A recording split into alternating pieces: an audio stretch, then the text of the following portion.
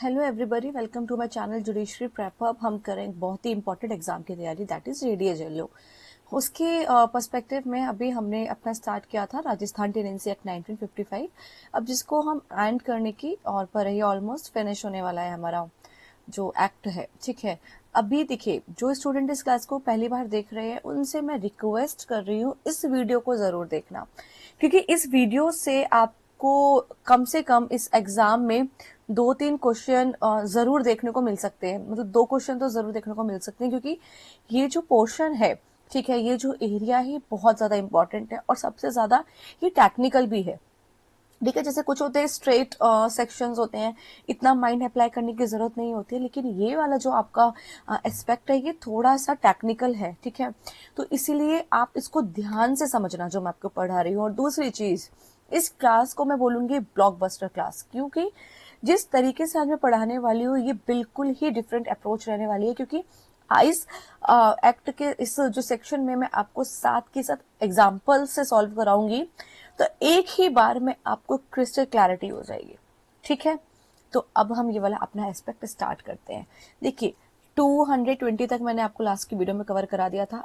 अब जो हम ये 221 से स्टार्ट करने वाले हैं, इसको ध्यान से समझना। देखिए, ये सेक्शन किस बारे में बात करता है? ये सेक्शन बात करता है सबऑर्डिनेशन ऑफ रेवेन्यू कोड्स। ठीक है, तो इस सेक्शन में क्या कहा गया? All revenue codes are under the control and supervision of the board of revenue codes. अब देखिए, जितने भी राजस्व न्यायालय हैं उन पर बोर्ड ऑफ रेवेन्यू का नियंत्रण और अधीक्षण होता है। तो देखिए, जितने भी रेवेन्यू कोड्स हैं, तो हमारे रेवेन्यू कोड्स तो स्टार्ट हो जाते हैं, जैसे कि तहसीलदार हो गया, ठीक है, एसडीएम है और कलेक्टर है, रेवेन्यू अपीलेट अथॉरिटी है, फिर बोर्ड ऑफ रेवेन्यू है। तो इसमें कहा गया, तो जो बोर्ड ऑफ रेवेन्यू है वो हायरार्की में सबसे ऊपर है और वो ही सुपरविजन और कंट्रोल करेगा और जितने लोअर रेवेन्यू कोड्स है। ठीक है, ये तो जनरल स्टेटमेंट है। अब हम मैं बात करूं इसकी हायरार्की क्या रहेगी सबऑर्डिनेशन की। ठीक है, जो हमारे रेवेन्यू कोर्ट है उसका सबऑर्डिनेशन अगर हम देखें, तो देखिए, board of revenue is the highest authority. तो सबसे ऊपर रेवेन्यू कोर्ट में सबसे हाईएस्ट अथॉरिटी कौन सी है? Board of revenue. ये याद रखना, बोर्ड ऑफ रेवेन्यू के बाद कुछ भी नहीं है। All revenue courts are subordinate to board. तो जितने भी रेवेन्यू कोर्ट हैं वो किसके सबऑर्डिनेट हैं? वो है बोर्ड ऑफ रेवेन्यू के सबऑर्डिनेट। ठीक है, जैसे मैंने आपको बताया, तहसीलदार हो गया, असिस्टेंट कलेक्टर है, एसडीएम है, फिर कलेक्टर है, फिर रेवेन्यू अपीलेट अथॉरिटी है, फिर बोर्ड ऑफ रेवेन्यू है। ठीक है, फिर इसका थर्ड पॉइंट क्या बात करता है? In a district all officers are subordinate to collector. अब एक डिस्ट्रिक्ट के अंदर, ठीक है, जितने भी ऑफिसर्स होंगे वो किसके सबऑर्डिनेट होंगे? कलेक्टर के सबऑर्डिनेट होंगे। तो डिस्ट्रिक्ट में सबसे हाईएस्ट अथॉरिटी क्या हो गई? कलेक्टर हो गई।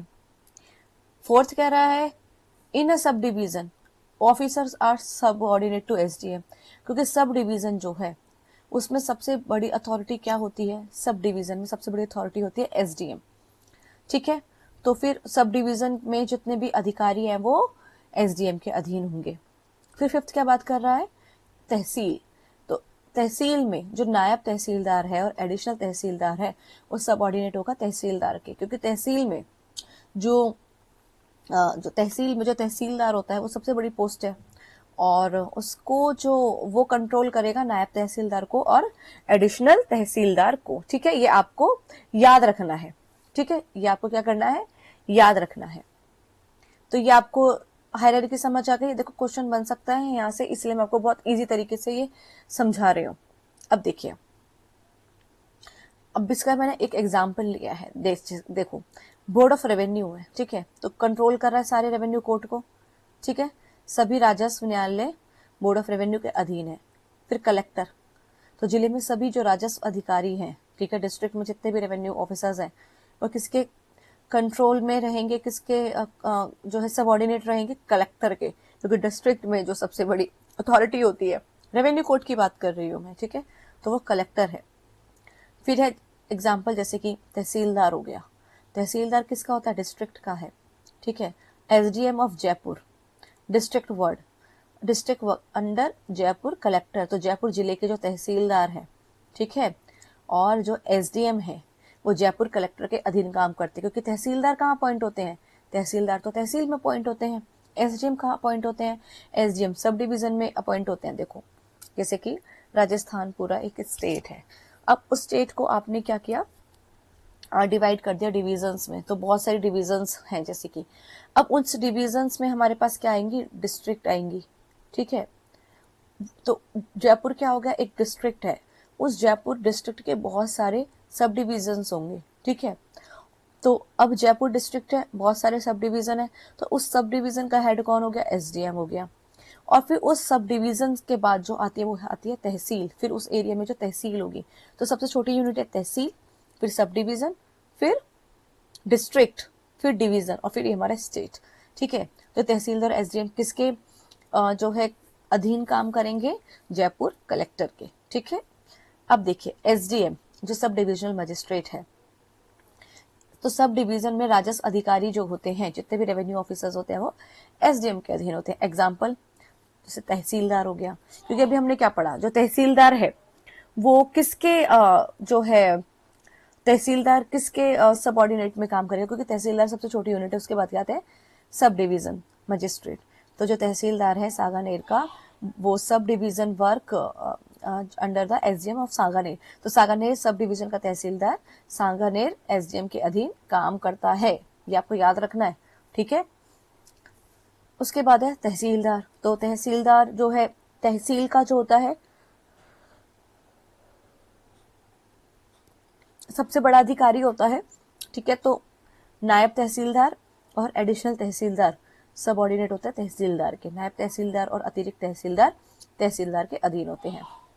अब एग्जाम्पल तो हमने पढ़ लिया, जैसे नायब तहसीलदार है आमेर का, ठीक है, tehsil works under the tehsil of Amer, तो आमेर तहसील का नायब तहसीलदार आमेर तहसीलदार के अधीन काम करेगा। तो जो एक तो आमेर एरिया है, ठीक है, आमेर एरिया का जो तहसील है, ठीक है, आमेर जो तहसीलदार है वो वर्क कर रहा है किसके अंडर, नायब तहसीलदार ऑफ आमेर, ठीक है। Tehsil work under tehsildar of Amer, दोनों ही तहसील हैं, ठीक है, लेकिन एक उसमें जो मेन हेड है वो है तहसीलदार, उसके बाद है नायब तहसीलदार। तो बेसिकली यहाँ पे तहसील वर्ड यूज हुआ है, आमेर तहसील है, ठीक है। एग्जाम्पल दे दिया, आमेर तहसील है, ठीक है। तो आमेर तहसील का जो नायब तहसीलदार है वो आमेर तहसील के तहसीलदार के अंडर वर्क करेगा। अब देखिए इसका फ्लो चार्ट, तो सबसे पहले क्या आया, बोर्ड ऑफ रेवेन्यू, फिर क्योंकि स्टेट का है, फिर क्या आया कलेक्टर क्योंकि डिस्ट्रिक्ट का है, फिर आया एसडीएम क्योंकि सब डिवीजन का है, जो डिस्ट्रिक्ट की सब डिवीजन की गई है उसका है, उसके बाद आया तहसीलदार, ये तहसील का है, और ये जो तहसीलदार होते हैं ये भी इसके बाद जो कि पोस्ट होते हैं नायब और एडिशनल तहसीलदार, ये आप हायरार्की याद रखना। अब इसे कुछ इंपॉर्टेंट पॉइंट है, देखो सबऑर्डिनेट का मतलब क्या होता है, सबऑर्डिनेट का मतलब होता है lower officers must follow lawful supervision and administrative control of higher officer, ठीक है। अधीन का मतलब क्या है कि जो निचले अधिकारी हैं वो उच्च अधिकारी के वैध नियंत्रण और प्रशासनिक निर्देशों का पालन करेंगे, ठीक है। लोअर ऑफिसर्स जो है वो हायर ऑफिसर्स है उनके अंडर रहेंगे। अब है appeal only if provided by act, ये जो 222 है ना ये बहुत इंपॉर्टेंट है, इसको ध्यान से समझना। देखिए ये सेक्शन क्या कह रहा है, ये सेक्शन कह रहा है no appeal is allowed unless specifically provided in this act. जैसे ये आप लाइन देखेंगे तो ये आपको सीपीसी में भी देखने को मिलेगी, ठीक है, ये आपको सीआरपीसी मतलब बीएनएसएस में भी देखने को मिलेगी। तो ये बात यहाँ पर राजस्थान टेनेंसी एक्ट में भी देखने को मिल रही है आपको कि जब तक इस अधिनियम में अनुमति ना दी जाए कोई अपील नहीं होगी, क्योंकि देखिए रेवेन्यू कोर्ट्स का मामला है, ठीक है, और रेवेन्यू कोर्ट्स जो है हमारे इस एक्ट के अंदर प्रोवाइड किए गए हैं राजस्थान टेनेंसी एक्ट में। तो अगर रेवेन्यू मैटर्स है तो रेवेन्यू मैटर्स की अपील होगी या नहीं होगी, तो वो जो डिसाइड होगा वो इस एक्ट के तहत होगा ना।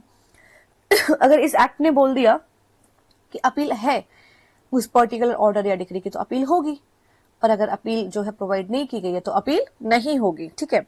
जैसे कि अपील क्या, क्योंकि अपील क्या है, एक स्टैट्यूटरी राइट है, अपील क्या है, एक स्टैट्यूटरी राइट है, और ये कोई इट इज नॉट ऑटोमेटिक, ठीक है। अपील केवल कानून द्वारा दी गई अधिकार है, आपको ऑटोमेटिकली ये अधिकार नहीं मिलता है, ठीक है। ऐसा नहीं है कि पार्टीज ने डिसाइड कर लिया कि चलो इस ऑर्डर की हम अपील करवा सकते हैं, पार्टीज डिसाइड नहीं करेगी।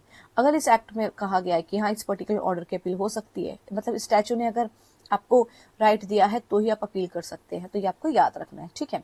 जैसे कि एग्जाम्पल, रेवेन्यू कोर्ट ने पास किया एक स्मॉल प्रोसीजरल ऑर्डर, ठीक है।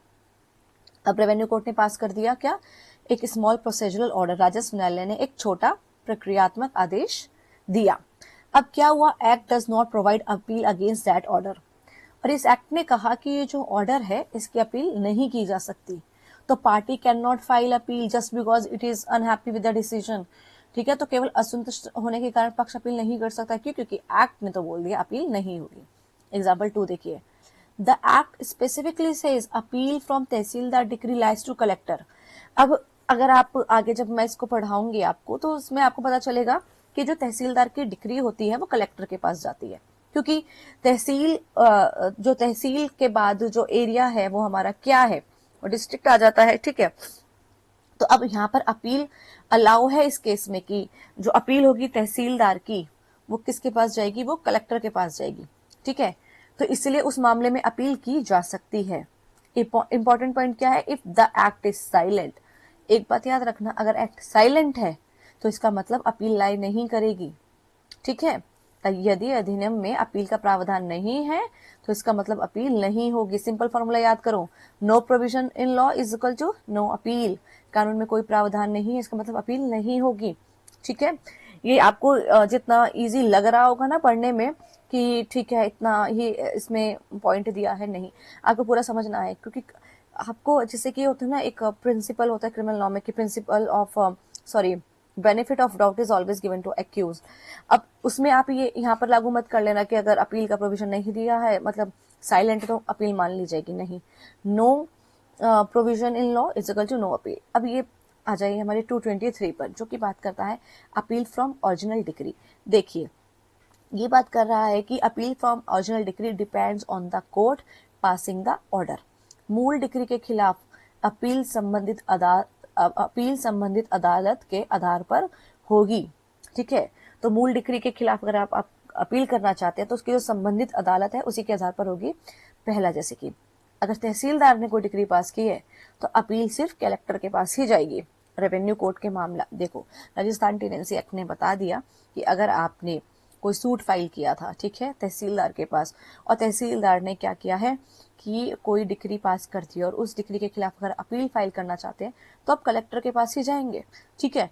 आप ये नहीं कह सकते कि तहसीलदार है, तहसीलदार के बाद असिस्टेंट कलेक्टर है, फिर एसडीएम है, फिर कलेक्टर है, तो हम तो असिस्टेंट कलेक्टर के पास जाएंगे या फिर हम एसडीएम के पास जाएंगे, नहीं। इस एक्ट ने पहले कह दिया है तहसीलदार की जो डिक्री होगी उसकी अपील कलेक्टर के पास जाएगी, ठीक है। अब इसका दूसरा पॉइंट, असिस्टेंट कलेक्टर की डिक्री, एसडीएम जो है उसकी डिक्री और कलेक्टर की डिक्री वो जाएगी रेवेन्यू अपीलेट अथॉरिटी के पास, ठीक है। ये याद रखना, ये जो मैं क्राइटेरिया आपको बता रही हूँ उसको याद रखना। असिस्टेंट कलेक्टर, एसडीएम और कलेक्टर डिक्री, उसकी अपील आप कहाँ पे देंगे, रेवेन्यू अपीलेट अथॉरिटी में। और तहसीलदार की जो डिक्री है उसकी अपील आप कहाँ पे देंगे, कलेक्टर के पास। जैसे कि एग्जाम्पल अब देखिए, तहसीलदार की डिक्री है, ठीक है, इसका एग्जाम्पल, अगर ओरिजिनल डिक्री पास करता है तहसीलदार तो अपील कहाँ पर होगी, कलेक्टर के पास। अभी एग्जाम्पल देखिए, तहसीलदार ने डिसाइड किया एक rent recovery dispute between landlord and tenant, ठीक है। तो डिस्प्यूट हुआ है लैंडलॉर्ड और टेनेंट के बीच, तहसीलदार ने क्या किया, मकान मालिक और किराएदार के बीच किराया वसूली का विवाद जो है उस पर फैसला दिया। अब aggrieved party can appeal before the collector, तो अगर इस पार्टी मतलब इस ऑर्डर से अगर अग्रीव पार्टी जो है अपील फाइल करना चाहती है तो वो कलेक्टर के पास जाएगी, प्रभावित पक्ष कलेक्टर के पास अपील कर सकता है। रूल 2, असिस्टेंट कलेक्टर हो गया, एसडीएम हो गया और कलेक्टर की डिक्री। अब इसके लिए एग्जांपल देखते हैं। देखिए अगर डिक्री पास हुई है, असिस्टेंट कलेक्टर, एसडीएम और कलेक्टर ने पास की है, तो अपील कहाँ जाएगी, रेवेन्यू अपीलेट अथॉरिटी के पास। ये हमने अभी पढ़ा था, ठीक है। तो यदि डिक्री असिस्टेंट कलेक्टर, एसडीएम या कलेक्टर ने दी है तो अपील रेवेन्यू अथॉरिटी में जाएगी। एग्जाम्पल, एसडीएम ने डिसाइड किया एक टेनेंसी राइट केस, ठीक है। अब अग्रीव पार्टी क्या करेगी, प्रभावित पक्ष रेवेन्यू अपील अथॉरिटी में अपील जो है दायर करेगा, ठीक है, अपील करेगा। सिंपल फ्लो चार्ट है, तहसीलदार की अपील कलेक्टर के पास, असिस्टेंट कलेक्टर की रेवेन्यू अपील अथॉरिटी के पास, एसडीएम की रेवेन्यू अपीलेट अथॉरिटी के पास, कलेक्टर की रेवेन्यू अपीलेट अथॉरिटी के पास। आपको मैं एक बात बताती हूँ, जैसे मैंने ये फ्लो चार्ट बनाया है, जैसे जैसे मैंने आपको एग्जाम्पल दिए हैं, आप वीडियो को पॉज कर करके साथ के साथ लिखते जाइए। ट्रस्ट मी, जब आपका एग्जाम की डेट आसपास होगी और जब आप अपने बेयर एक्ट को ओपन करेंगे और उसके साथ में आपको ये सब चीजें मिलेगी, आपको इतना कॉन्फिडेंट फील होगा। क्योंकि जैसे मैं आपको अभी पढ़ा रही हूँ, तो अभी तो आपको सब कुछ ईजी लगने लगेगा, क्योंकि मैं उस पैटर्न से आपको पढ़ा रही हूँ, बहुत सिंप्लीफाइड तरीके से पढ़ा रही हूँ। लेकिन जब हम एक बार वीडियो को देखते हैं ना, तो वो उसी टाइम तक के लिए हमें समझ आता है, बाद में हम भूल जाते हैं। किसी भी चीज को अगर आप उस पर 100% कमांड करना चाहते हैं, तो एटलीस्ट आप उस वीडियो को, वैसे तो प्रैक्टिकली आपको 7 बार देखनी चाहिए, पर क्योंकि एग्जाम बहुत नजदीक है, तो आपको कम से कम 3 बार तो जरूर देखना चाहिए। जैसे कि इसकी सीरीज अब ऑलमोस्ट खत्म होने वाली है, और एग्जाम्पल मैंने जो है 20 वीडियो डाली है, और एस्टिमेट लेके चलिए आप 30-35 मिनट का है, तो आप तो 2 दिन में एक एक्ट खत्म कर सकते हैं। ठीक है, तो अभी आप जैसे मेरा अब लास्ट लेक्चर 1-2 और होंगे, फिर एक सीरीज पूरी खत्म हो जाएगी। तो जब आपने अब तक जितनी वीडियोस देखी है, उसको 3 बार तो कम से कम जरूर देखना। और मैं देखो, हर कोई बहुत अच्छा पढ़ाता है, हर कोई बहुत मेहनत करता है, लेकिन मैंने जो अपना पैटर्न इसलिए डिफरेंट रखा है, क्योंकि आप क्या करते हैं, या तो सेक्शन पढ़ लेते हैं, एमसीक्यू साथ में सॉल्व नहीं करते हैं, सेक्शन पढ़ लेते हैं, क्लैरिटी नहीं आती तो दूसरे सेक्शन पे जंप कर लेते हैं। मैं ऐसा नहीं करती हूँ, एक सेक्शन पढ़ाऊंगी, उसको पूरी 100% क्लैरिटी के साथ पढ़ाऊंगी, सिंप्लीफाई करके पढ़ाऊंगी, उसके जो एग्जाम्पल्स हैं वो उसको आपको क्लियर कराऊंगी, साथ के साथ एमसीक्यूज भी कराऊंगी।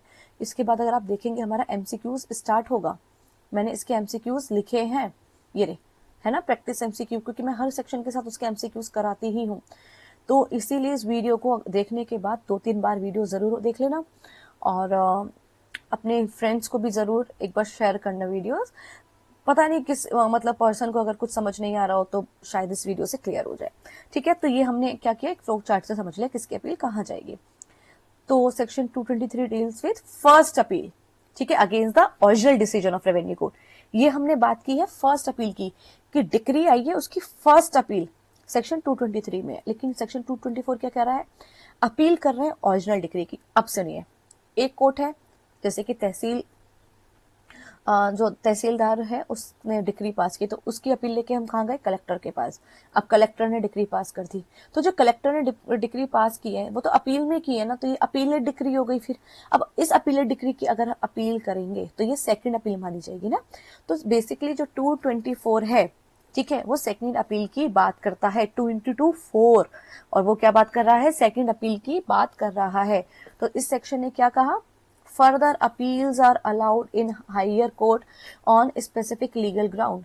तो अपील के निर्णय के खिलाफ केवल कुछ ही कानूनी आधारों पर आप अपील आगे कर सकते हैं। मतलब जब आप फर्स्ट अपील फाइल कर रहे थे, ठीक है, ओरिजिनल डिक्री के खिलाफ अपील फाइल कर रहे थे, तब एज सच कोई क्राइटेरिया नहीं था।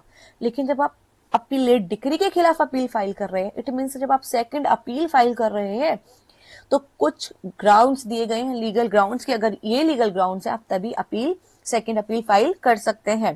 पहली, फ्रॉम कलेक्टर अपीलेट डिक्री, जैसे कि appeal lies to revenue appellate authority. जैसे मैंने आपको बताया कि अगर आप जो है कलेक्टर की अपीलेट डिक्री को, अगर आप अपील फाइल करना चाहते हैं, कलेक्टर की अपीलेट डिक्री, कलेक्टर की अपीलेट डिक्री का मतलब तहसीलदार ने जो है डिक्री पास की थी, उस डिक्री के खिलाफ आप कलेक्टर के पास गए। अब कलेक्टर ने डिक्री पास की है, तो वो कलेक्टर ने जो डिक्री पास की है, वो ओरिजिनल डिक्री तो पास नहीं की, क्योंकि ओरिजिनल डिक्री तो तहसीलदार ने पास की है। तो यहाँ पे कलेक्टर ने कैसी डिक्री पास की है, यहाँ पर कलेक्टर ने अपीलेट डिक्री पास की है, क्योंकि उसके पास अपीलेट जुरिस्डिक्शन था।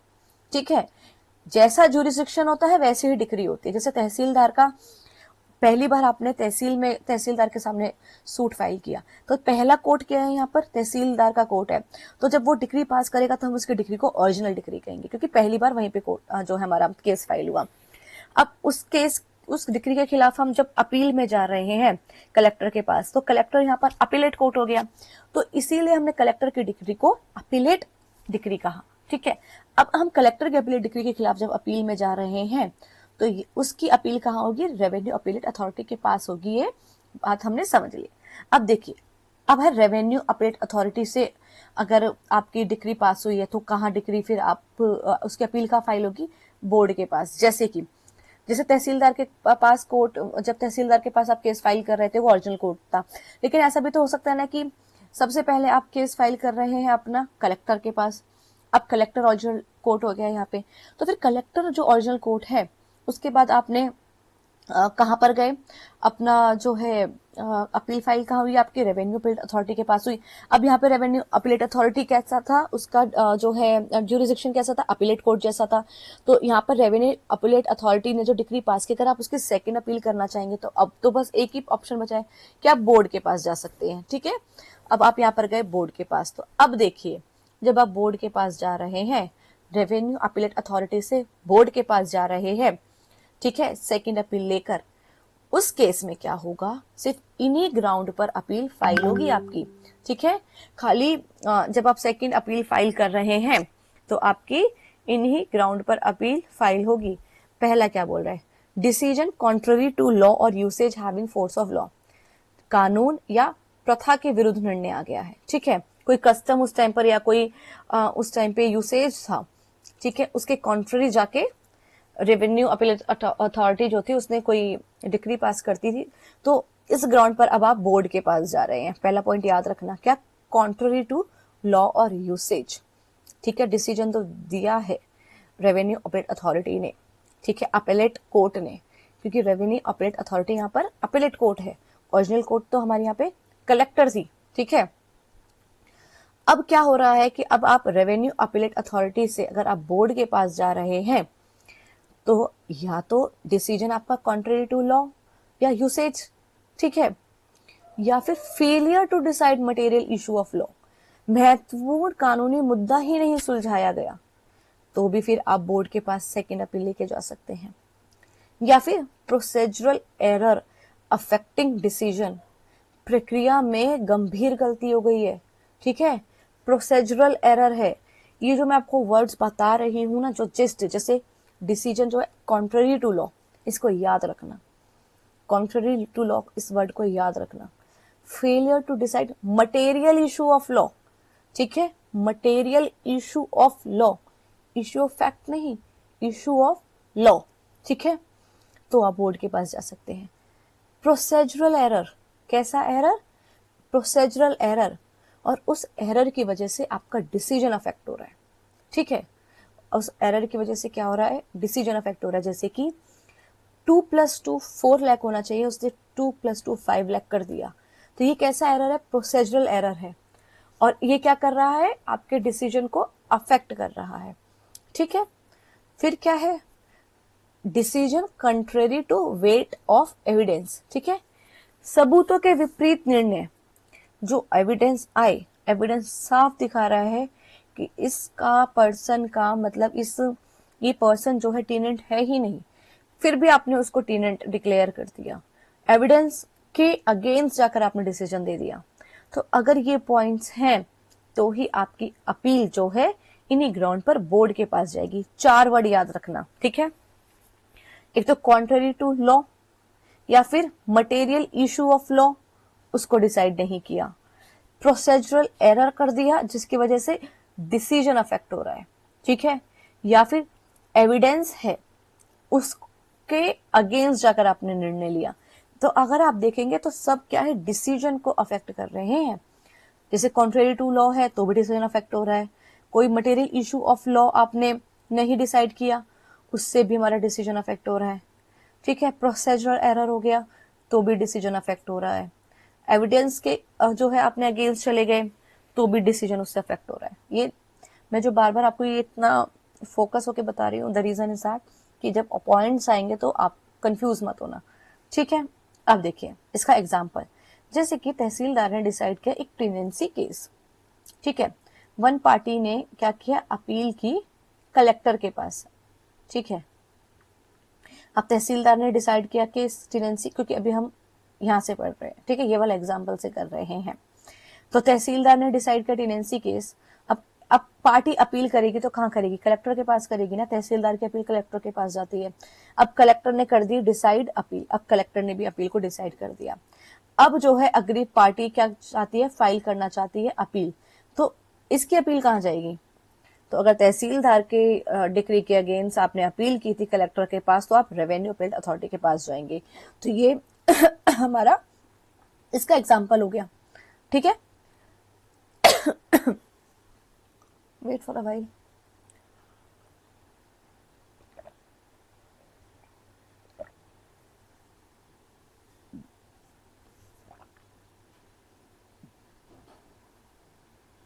अब देखिए, अब appeal from revenue appeal authority to board, जो ये अभी हम सेकंड पढ़ रहे थे। ठीक है, ये वाला पॉइंट। अब इसमें क्या है, जो सेकंड अपील है कहां जा रही है, बोर्ड के पास। इसका एग्जांपल देखिए, appeal from revenue appeal authority to board is not available on every ground. ठीक है, रेवेन्यू अपील अथॉरिटी से बोर्ड में अपील हर कारण पर नहीं की जा सकती है। ठीक है, तो क्या कारण रहेंगे, अब ये देखिए आप, if it is allowed only on important legal grounds, ये केवल महत्वपूर्ण कानूनी आधार पर ही होंगे। तो पहला क्या था हमारा, कॉन्ट्रेरी टू लॉ।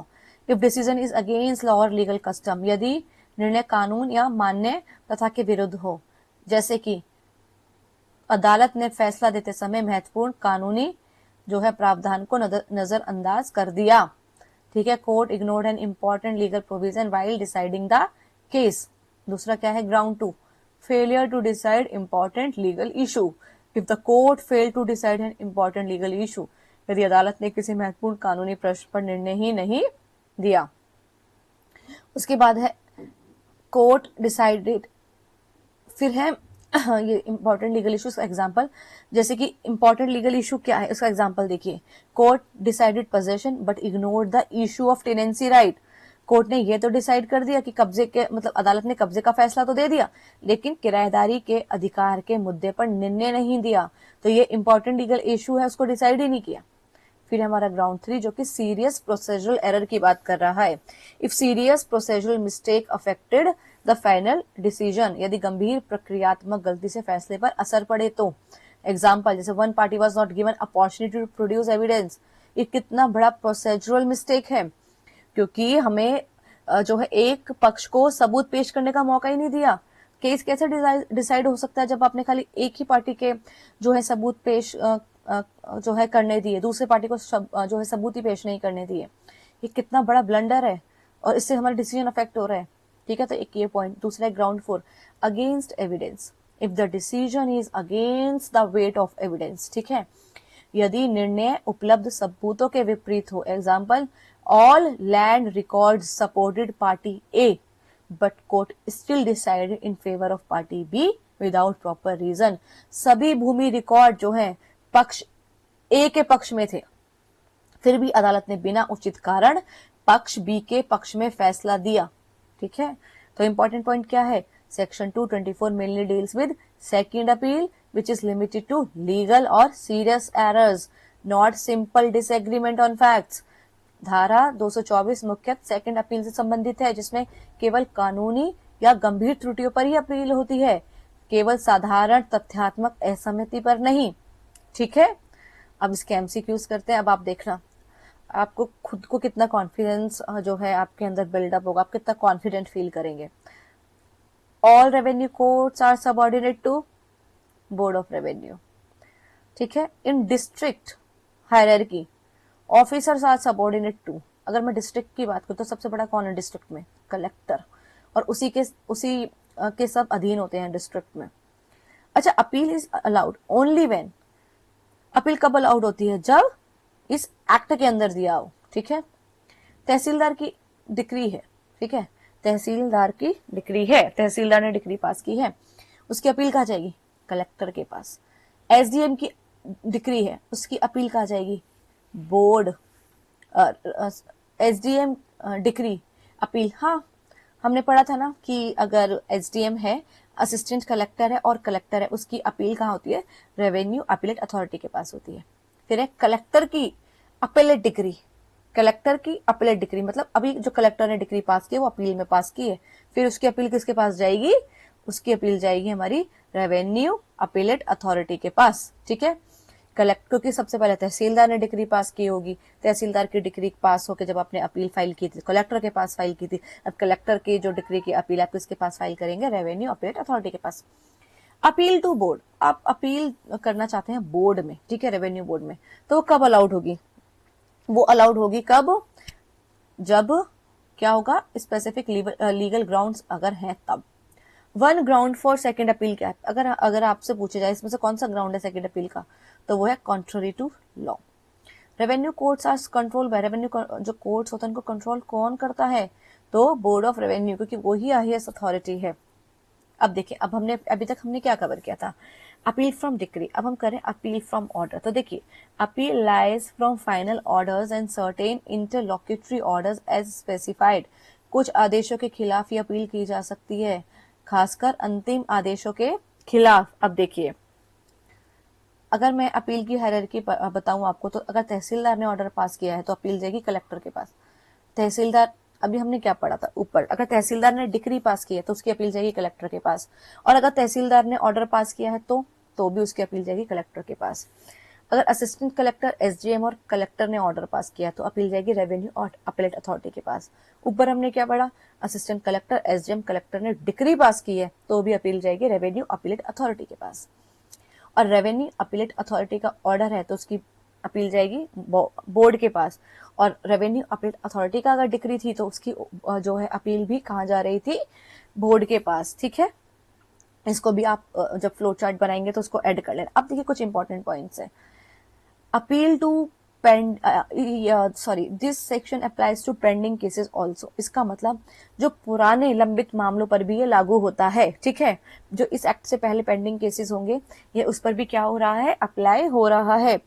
फिर है some old appeals abate and if not covered. कुछ अपील स्वतः समाप्त हो जाती हैं, कुछ ओल्ड अपील हैं वो क्या होंगी? वो अपने आप ही एंड हो जाएगी, ठीक है, इफ नॉट कवर्ड। अगर वो इस मामले में, अगर इस सेक्शन में उसको कवर नहीं किया गया है उन ओल्ड अपील को, तो फिर वो क्या होगी? वो अपने आप ही क्या होगी? एंड हो जाएगी, ठीक है। फिर है no appeal lies from appellate order under this section. देखिए, अपीलेट डिक्री की तो अपील हो सकती थी, मतलब सेकंड अपील अलाउड है डिक्री के केसेस में, लेकिन सेकंड अपील अलाउड नहीं है ऑर्डर के केस में। समझ आ रहा है मैं क्या कह रही हूं? एक डिक्री पास हुई, उसकी अपील हो सकती है, और उस अपीलेट डिक्री की भी अपील हो सकती है। लेकिन अगर एक ऑर्डर पास हुआ है, उस ऑर्डर की अपील तो हो सकती है, लेकिन उस अपीलेट ऑर्डर की अपील नहीं हो सकती। No appeal lies from appellate order, ठीक है, अंडर दिस सेक्शन। एग्जाम्पल देखिए, तहसीलदार का ऑर्डर है, तो तहसीलदार ने जब कृषि भूमि के नामांतरण मतलब म्यूटेशन संबंधी आदेश दिया, tehsildar pass an order regarding mutation of agricultural land, ठीक है। म्यूटेशन का मतलब क्या है? नामांतरण, नाम का जो है उसमें वो करना है, चेंज बेसिकली कह सकते हैं, बदलाव कह सकते हैं, ठीक है। तहसीलदार ने कृषि भूमि की नामांतरण संबंधी आदेश दिया कि अब प्रभावित पक्ष कलेक्टर के पास अपील कर सकता है, तो उसकी अपील किसके पास जाएगी? कलेक्टर के पास। ऐसे ही एसडीएम ऑर्डर, अगर एक एसडीएम ने पास किया है ऑर्डर टेनेंसी डिस्प्यूट में, तो उसकी अपील किसके पास जाएगी? रेवेन्यू अपीलेट अथॉरिटी के पास, ठीक है। ये हमने पढ़ाई था कि एसडीएम है, कलेक्टर है, और कौन था? Assistant collector. इन सब की अपील जाती है रेवेन्यू अपीलेट अथॉरिटी के पास, ठीक है। उसके बाद है third, revenue appellate authority order, ठीक है। अगर रेवेन्यू अपीलेट अथॉरिटी ने डिसाइड करी है अपील, तो नाउ उसके जो है ऑर्डर की अपील किसके पास जाएगी? बोर्ड ऑफ रेवेन्यू के पास। फिर है रेवेन्यू अपील अथॉरिटी ने अपील का निर्णय दिया, तो अब आगे अपील बोर्ड ऑफ रेवेन्यू के पास जाएगी। Important point, pending cases. देखिए, this section also apply to pending cases, तो यह धारा पुराने लंबित मामलों पर भी लागू होती है। फिर है point 2, some old appeals and if an old pending appeal is not covered under this act it may automatically abate. यदि कोई पुरानी लंबित अपील इस अधिनियम में शामिल नहीं है तो वह स्वतः समाप्त हो सकते हैं। देखिए, ये जो पुराने pending appeal is not covered under this act, ये सब अभी हम ऑर्डर के रिगार्डिंग पढ़ रहे हैं, डिक्री के रिगार्डिंग हम ऑलरेडी पढ़ चुके हैं। फिर है no further appeal if appellate order is passed under section 225 then no further appeal lies unless the act specifically allowed. तो 225 के तहत दिए गए अपीलीय जो अपीलीय आदेश के खिलाफ आगे अपील नहीं होगी जब तक कि अधिनियम विशेष रूप से अनुमति ना दे। वही है सेकेंड अपील ऑफ ऑर्डर, ठीक है। अब है 226, power of board to reject appeal. देखिए, क्या कहा गया कि जो बोर्ड है, कैन समरली रिजेक्ट और एडमिट एन अपील। अभी तक हम बात कर रहे थे कि अगर कोई डिक्री पास हो रही है, कोई ऑर्डर पास हो रहा है, तो उसकी हम अपील कर सकते हैं। लेकिन यहाँ पर देखो, यहाँ पे क्या बोला गया, पावर है बोर्ड के पास कि वो अपील को रिजेक्ट भी कर सकता है, क्योंकि जो बोर्ड है, ठीक है, वो बहुत बड़ी अथॉरिटी है, ठीक है, बोर्ड ऑफ रेवेन्यू हमने पढ़ा, हाईएस्ट अथॉरिटी है। अब वो क्या, उसको एक पावर दे दी गई कि अगर बोर्ड जो है उसको ऐसा लग रहा है, तो बोर्ड अपील को या तो स्वीकार भी कर सकता है या बिना सुनवाई के खारिज भी कर सकता है। ठीक है, अपील अगर आप फाइल कर रहे हैं बोर्ड ऑफ रेवेन्यू में, तो आपकी अपील को जरूरी नहीं है स्वीकार ही किया जाएगा।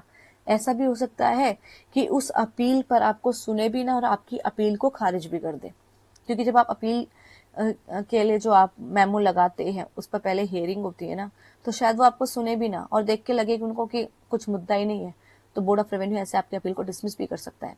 की पॉइंट याद रखिए, know detailed hearing required for rejection stage. Rejection के समय पूरी सुनवाई जरूरी नहीं है। ठीक है, मेमो देख के लग रहा है कि कुछ है ही नहीं इसमें, क्या अपील सुने, तो ऐसा हो सकता है। Example, person file an appeal before the board. ठीक है, एक व्यक्ति ने बोर्ड के सामने अपील दायर की, but the appeal was filed very late, लेकिन अपील बहुत देर से दायर हुई थी। या फिर no legal ground was mention, उस अपील के अंदर कोई कानूनी आधार ही नहीं था। ठीक है, या the appeal was clearly without merit, appeal स्पष्ट रूप से दिख रहा है कि कोई इसके अंदर मेरिट नहीं है, कुछ ठोस मुद्दा नहीं है, कमजोर है बहुत ज्यादा।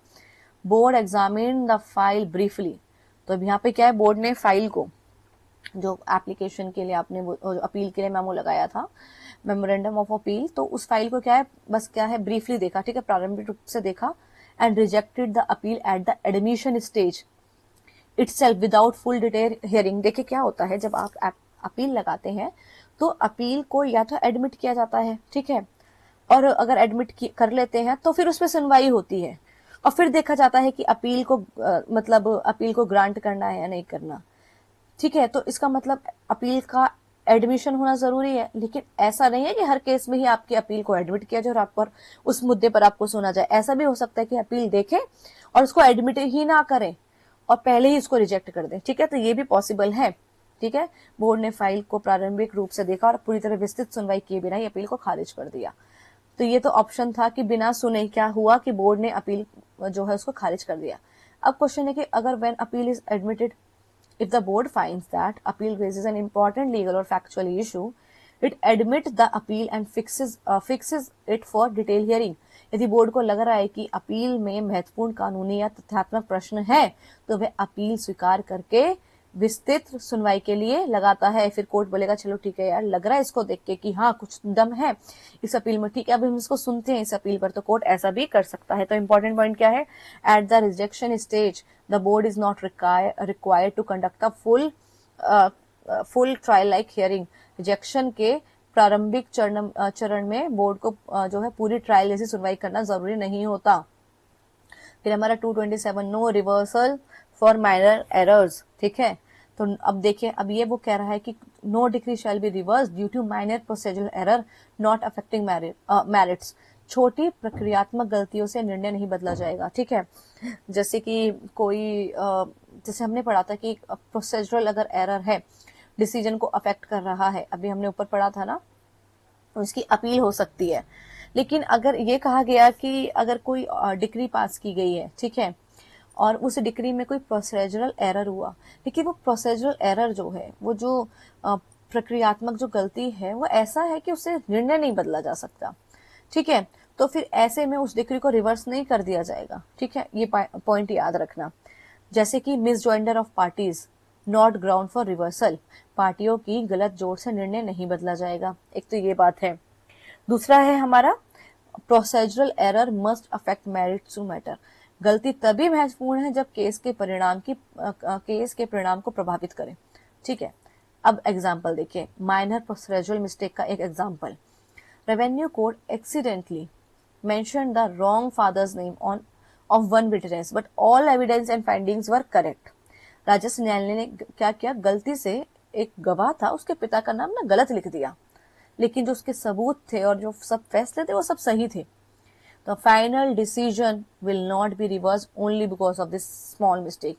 केवल इस छोटी गलती की वजह से पूरा निर्णय नहीं बदला जाएगा, क्योंकि बहुत ही जो है माइनर जो है मिस्टेक है।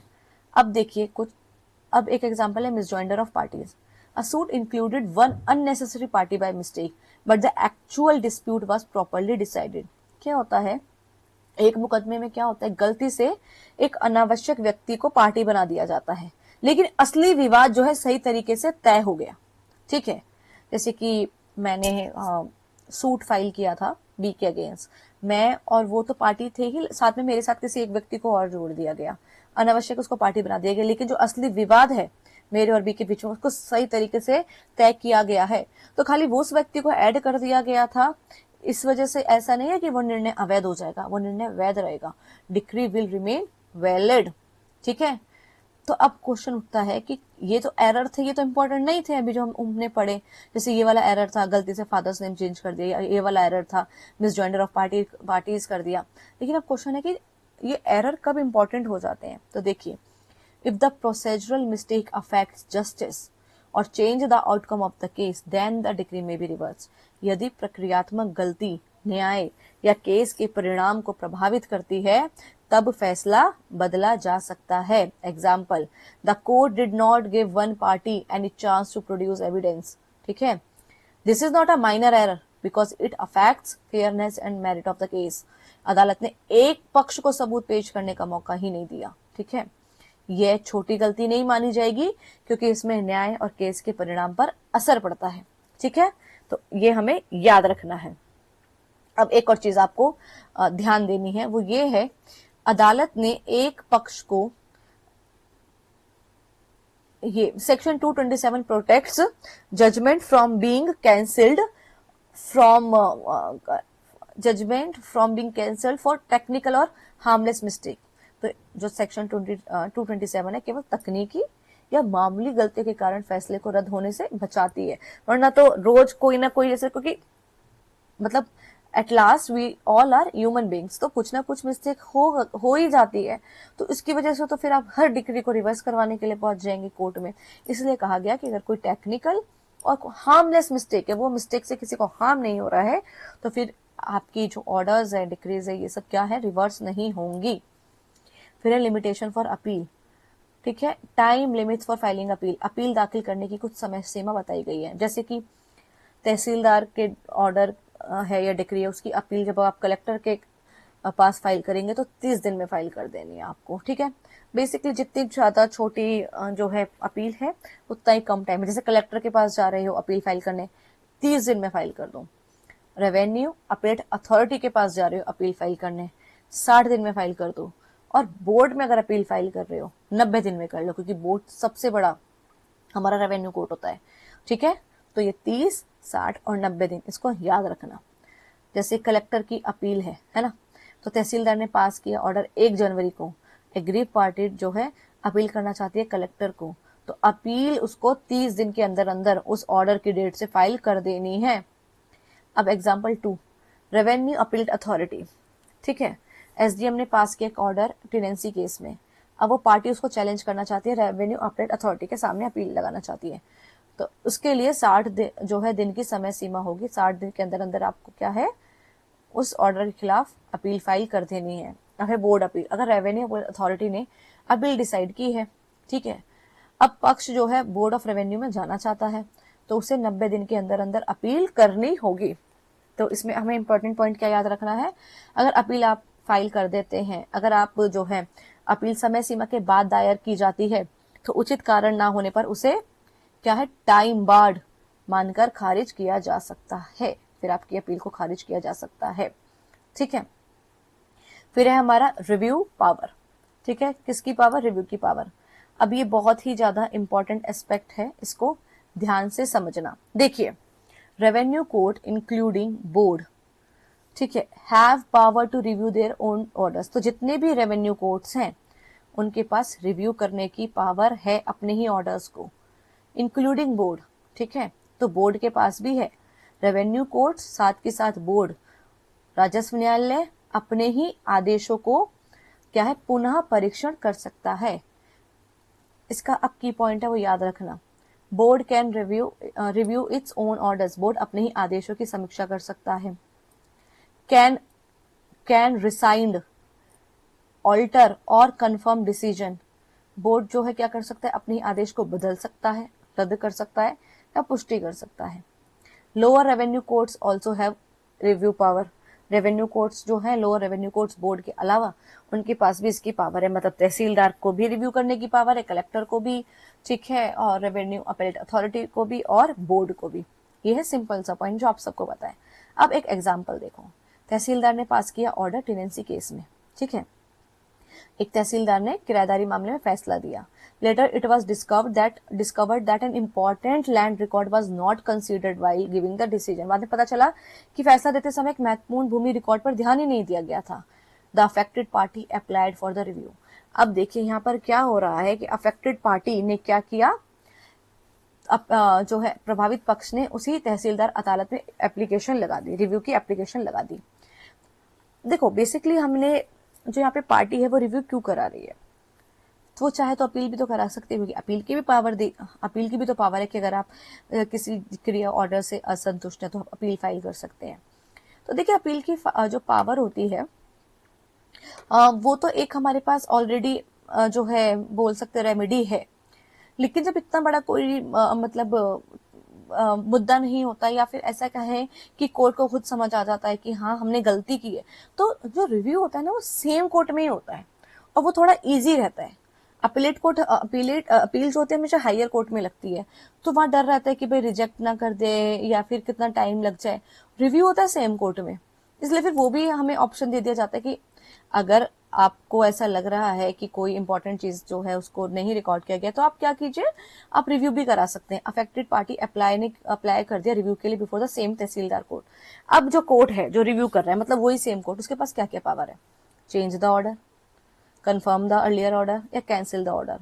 अब क्योंकि तहसीलदार ने वो ऑर्डर पास किया, ठीक है, तहसीलदार ने तो किराएदारी मामले में फैसला दिया था और बाद में पता चला कि फैसला देते समय जो महत्वपूर्ण भूमि रिकॉर्ड पर ध्यान ही नहीं किया, ठीक है, बाद में ये महसूस हो गया। अब प्रभावित पक्ष ने उसी तहसीलदार को कहा देखिए आपने ये जो है फैसला दिया है, इसमें आपने ये पॉइंट मिस कर दिया है, एक बार दोबारा देख लो इस मामले को।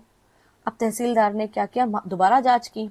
अब वो चाहे तो आदेश को बदल सकता है, पुराने आदेश को सही जो है कर सकता है या पुराने आदेश को रद्द कर सकता है, ठीक है।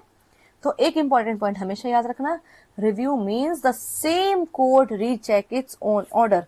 जैसे अपीलेट कोर्ट तो हमेशा हायर कोर्ट होता है, रिव्यू हमेशा सेम कोर्ट होता है। जिस कोर्ट ने ऑर्डर पास किया वो ही कोर्ट उसको रिव्यू कर रहा है, दोबारा जांच कर रहा है, दोबारा देख रहा है अपने ही ऑर्डर को। ये डिफरेंट होता है अपील से, क्योंकि अपील हमेशा हायर कोर्ट सुनता है और रिव्यू हमेशा सेम कोर्ट में री एग्जामिन होती है अपने ही डिसीजन को। रिव्यू का मतलब होता है वही अदालत जो अपने आदेश की दोबारा जांच करे। तो अब इसकी हम एमसीक्यूज कर लेते हैं। देखिए अपील फ्रॉम तहसीलदार, ठीक है, अपील जो है तहसीलदार ऑर्डर की कहाँ जाती है, कलेक्टर के पास जाती है। अपील फ्रॉम एसडीएम, एसडीएम की कहाँ जाती है, रेवेन्यू अपील अथॉरिटी के पास जाती है। Appeal from revenue appeal authority उसकी कहाँ जाएगी, बोर्ड के पास जाएगी। बोर्ड क्या कर सकता है, एडमिट भी कर सकता है और समरीली रिजेक्ट भी कर सकता है अपील को, ठीक है, एडमिट भी कर सकता है और समरीली रिजेक्ट भी कर सकता है। माइनर प्रोसीजरल एरर हुआ है तो उससे रिवर्सल नहीं माना जाएगा अगर मेरिट्स पर वो अनअफेक्ट है, ठीक है, मतलब मेरिट्स जो है अनअफेक्टेड है। लिमिटेशन क्या है, कलेक्टर, अगर आपको कलेक्टर कोर्ट में अपील फाइल करनी है तो 30 दिन, और लिमिटेशन अगर बोर्ड में 60 दिन, ठीक है, कितना 60, एक सेकेंड, अगर आपको कलेक्टर के पास फाइल करनी है 30 दिन, ठीक है, रेवेन्यू अपीलेट अथॉरिटी के पास फाइल करनी है 60 दिन, बोर्ड के पास फाइल करनी है 90 दिन। फिर है appeal under section 225 from appellate order are limited as provided. अच्छा, जो रिव्यू पावर होती है वो क्या इंक्लूड करती है, रिसाइंड भी कर सकते हो, ऑल्टर भी कर सकते हो और कंफर्म भी कर सकता है। वो सेम कोर्ट अपने ऑर्डर को रिसाइंड भी कर सकता है, ऑल्टर भी कर सकता है, कंफर्म भी कर सकता है। फिर review power is available to, जो रिव्यू की पावर है वो किसको अवेलेबल होती है, तो रिव्यू की पावर अवेलेबल है बोर्ड को भी और अदर रेवेन्यू कोर्ट्स को भी, ठीक है। So that's all for today.